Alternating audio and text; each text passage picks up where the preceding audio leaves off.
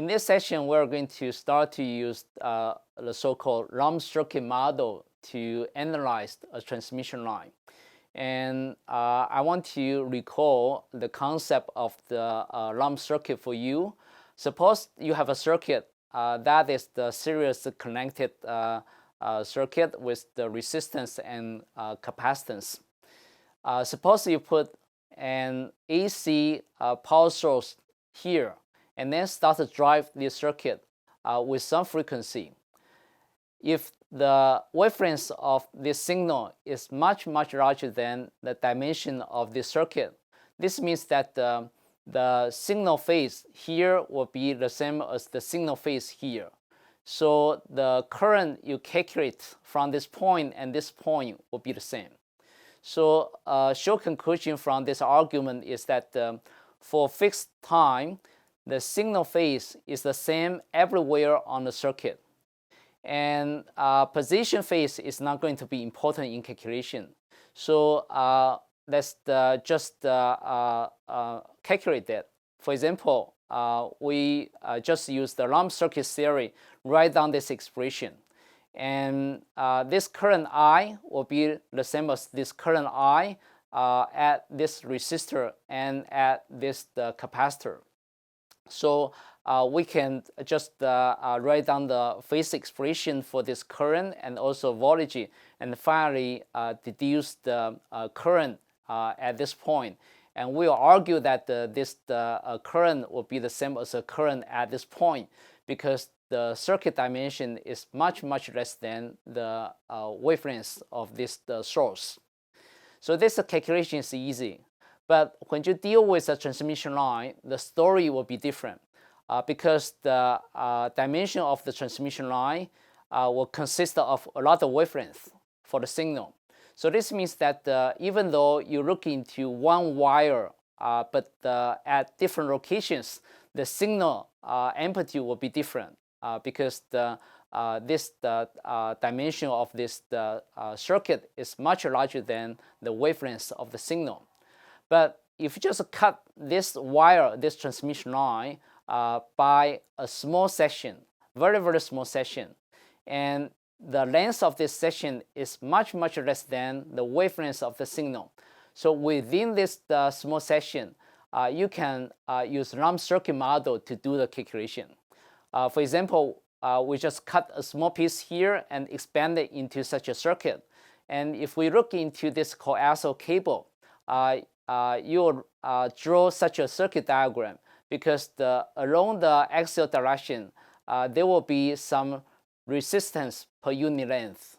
And once you propagate signal, some current into this coaxial cable, then there will be some inductance induced from such a cable. So you also have a seriously connected inductance in this circuit diagram.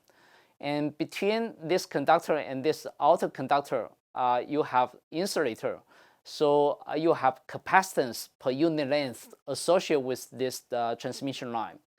And sometimes there could be some leakage current. So you also put conductance between these two points.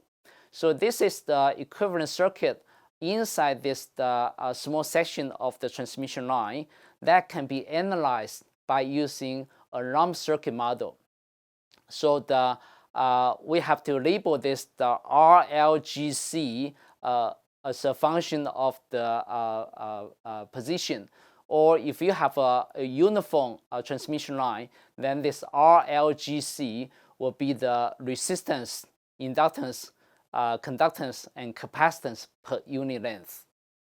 Now, let's just pick up the small section of the circuit, and remember that the length of this circuit is much smaller than the wavelength of the signal, so that we just do a lump circuit model to analyze it. So if you apply Kirchhoff's voltage law over this loop, then you can write down this expression. Basically, the difference voltage between these two ends is going to give you a current flowing along this direction.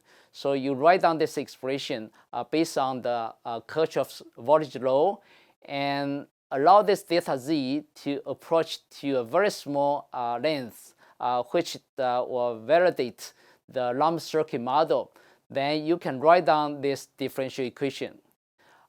Usually we deal with harmonic signal, so you can convert this into a phasor expression like this. Similarly, if you just look into this node and then apply Kirchhoff's current law at this node, then the current flowing into this node is going to be equal to the current flowing out from this node. So you can also write down this expression and allow this delta z to be very small, then you'll be writing down this differential equation. So once you have this differential equation, and also you know that this is a harmonic signal, you can also convert this into a phasor expression like this. So now you have two expressions governing the propagation of the voltage and current inside this transmission line. So let's try to combine these two expressions into one expression. For voltage, you can have this expression. The double derivative of the phasor voltage with respect to the position is going to be equal to gamma square, which is defined by this expression, multiplying with the voltage signal. Similarly, you can also have an expression for the current, and we call this Telegrapher's equation, which is a starting point to analyze the transmission line. And if you compare these two expressions with the Helmholtz equation that we studied before, turn out that those expressions are just the same as the Helmholtz equation. So this gamma will tell you the propagation of the signal and also attenuation of the signal, because this gamma is given by this expression is in general a complex number consisting of real part and imaginary part. So let's just examine a little bit better. Suppose gamma will be equal to alpha plus j beta.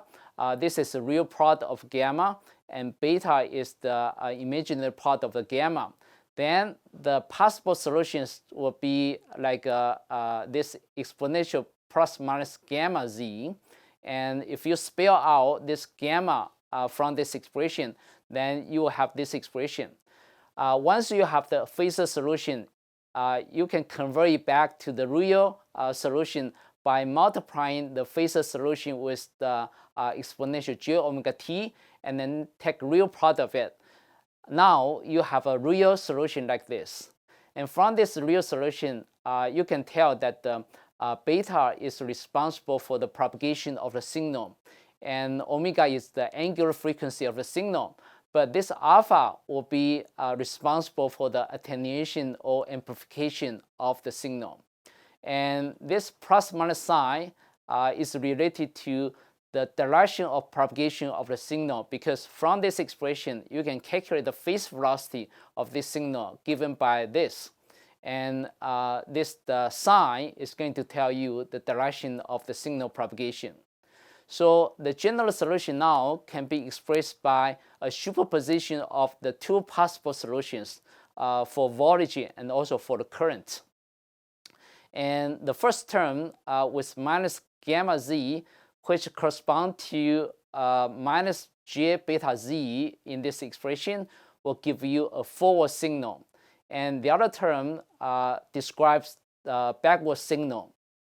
So if I just illustrate this concept in this figure, you can see that a sinusoidal wave propagating along z direction.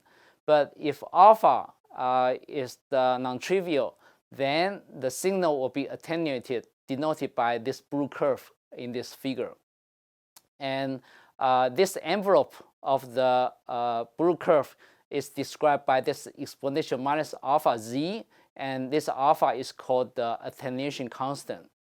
And beta in this expression is apparently the phase term of this cosine, so it tells you the phase or the propagation of the signal on this transmission line. And if you set a constant phase equal to this omega t plus minus beta z, then you will be able to calculate the phase velocity of this signal given by this omega over beta.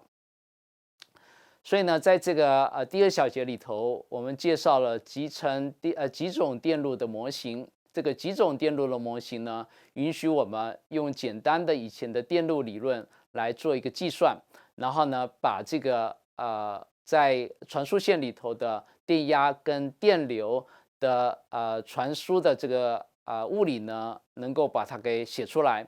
那我们算出了这么一个重要的公式，叫做Telegrapher's equation。那这个电压电流的这个 Telegrapher's equation 呢，基本上就是以前我们所学到的 Helmholtz equation。所以呢，我们已经知道这个 gamma 这个 eigenvalue 呢，会告诉你在这个传输线里头讯号的传输 propagation 或者是衰减这个 alpha。那这个 alpha 跟 beta 的值呢，来自于这个传输线里头的这个电阻还有这个 inductance conductance 跟 capacitance 的这些值，那当然跟这个频率也有关系。那从这个 Helmholtz equation 呢，我们很快的写出就是电压跟电流的通解。